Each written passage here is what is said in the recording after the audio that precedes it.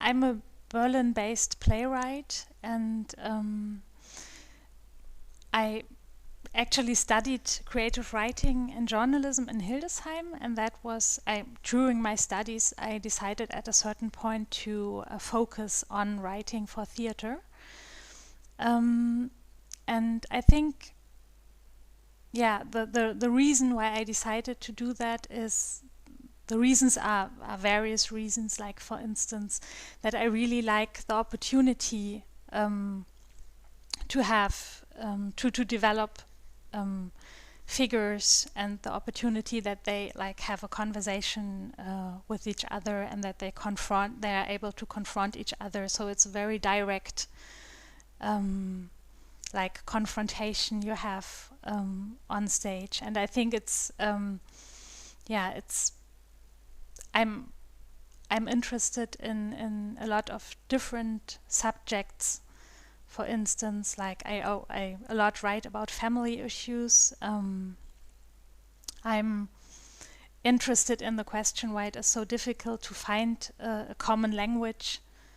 I would say I examine the inability to speak within one family and the process of falling apart. And I think that the form of theater is a great opportunity to examine these kind of subjects, to put the figures on stage, and to so they go through these kind of processes that I'm very interested in. I have to admit that it's quite hard for me at the moment to find space for writing, and that's perhaps also pretty much connected to me with the fact being a playwright. Also, like the question of how is it possible to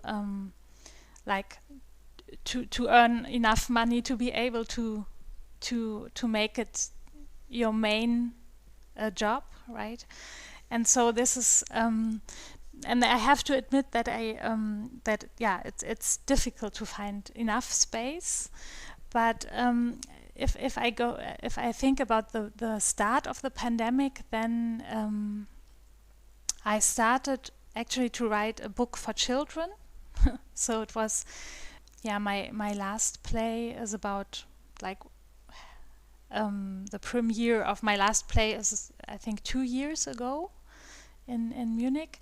And then after that, I really decided that I want to do something, that I want to try something else. And also, then in my, then I started to write a book for children, actually. Yeah, and I'm still doing that, but it is actually about a story from the perspective of an 8-year-old boy, and I found it very interesting to really write from that perspective. So I find it very interesting to write from that perspective, because I think that and a lot of like subjects that are important for everyone, like death, like family, like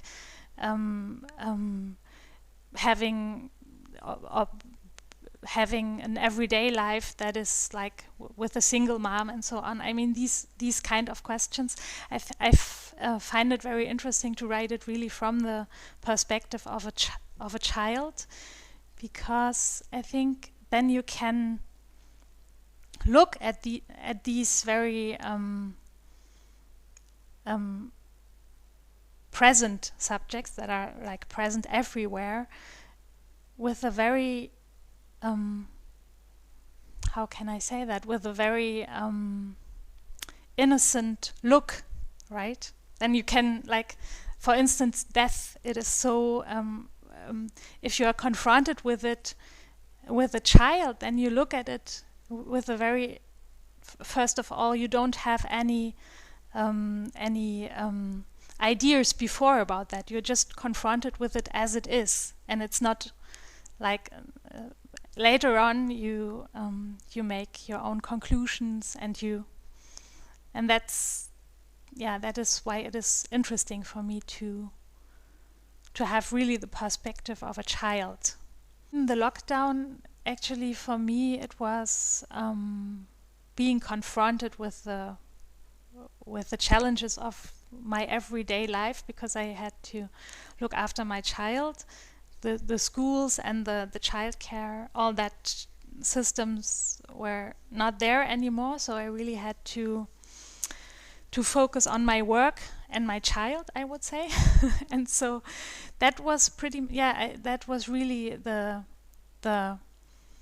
and I still feel it like in this way, that was the way the lockdown influenced me the most, that I really had the possibilities, okay, I really have to focus on like the most important stuff, and that's like, okay, I have to be able to earn my money and I have to look after my child, and that was it. So I think that's pretty much the same way society treated cultural institutions and so on, that suddenly it was not important anymore, because we all had to focus on the most important stuff to survive, if you say so. Like, and I think that's the reason why it felt like, even in a very privileged country, right, in a Western privileged countries, we all felt like being suddenly in a form of crisis, right? And I think in forms of crisis, of course, cultural life dies first, I would say. And yeah, and I also found that interesting, because the way actually being in a privileged country, and the way like being confronted with a form of crisis, and how people reacted, and how differently the reactions were. And I think it's also, if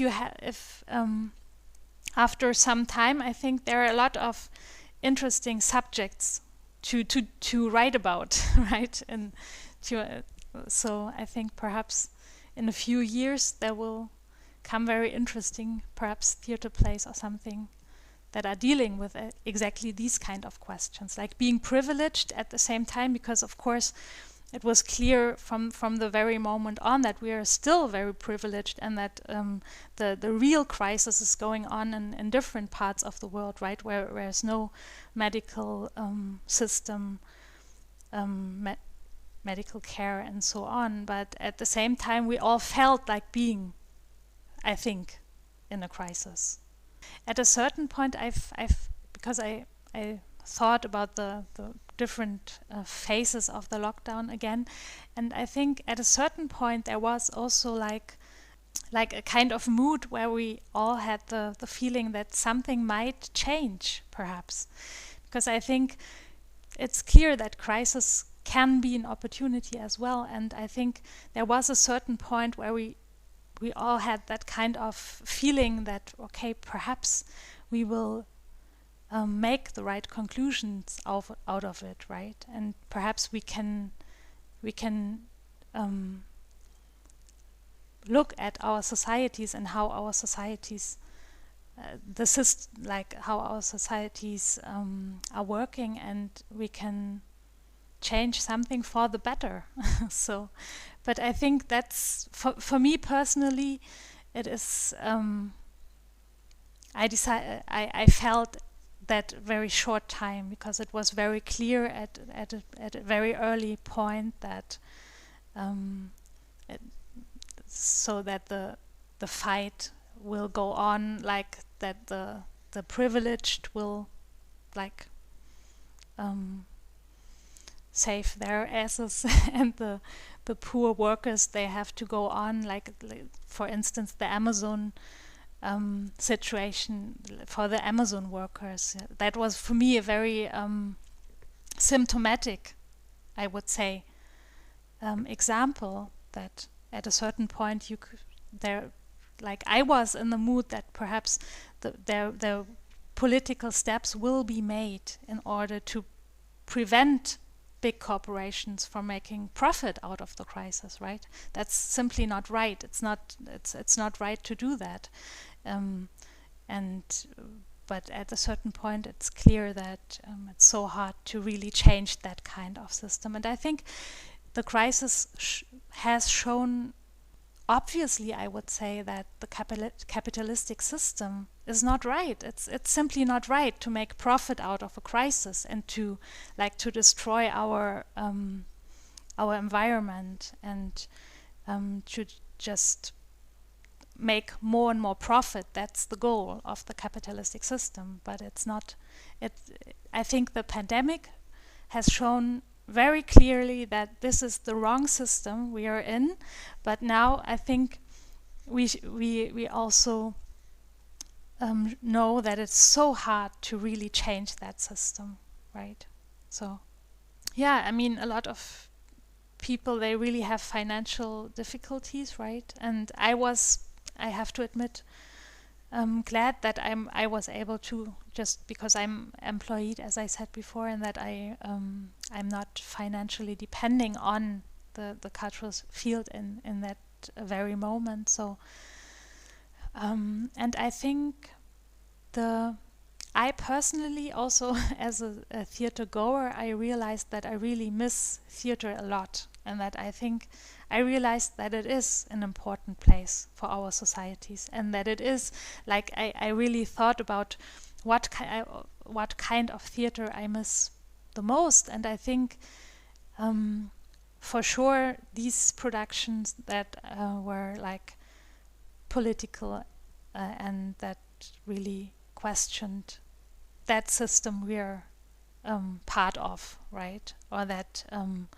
also the opportunity to bring up underprivileged perspectives and so on. I think, yeah, it is a very important place, theater. And also the opportunity really to come together and to share one room and to be confronted at the same time with these kind of issues. That is such a magic moment, I would say. Yeah, and also as a theater goer, I really realized that I miss it. Yeah. I also actually saw a few productions online, and it's not the same, of course, but I think it is an opportunity, especially because I think it's also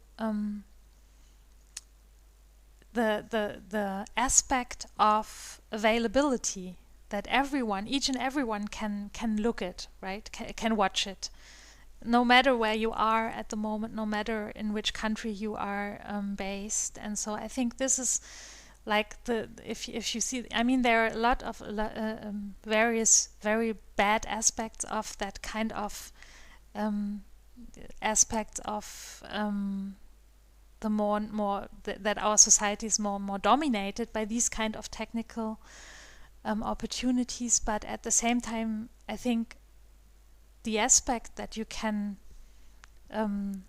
watch it wherever you are, and that it's not that you can also like suddenly work more internationally, so that people from different countries can watch the production. So that might be also a chance. So I think that for me, it is clearly that after the pandemic, theater cannot be indifferent anymore towards all these political issues that are so present at the moment, right? And that are so clear, as I said before, like constantly questioning the system we are living in, we are part of. Like constantly raising these critical issues and really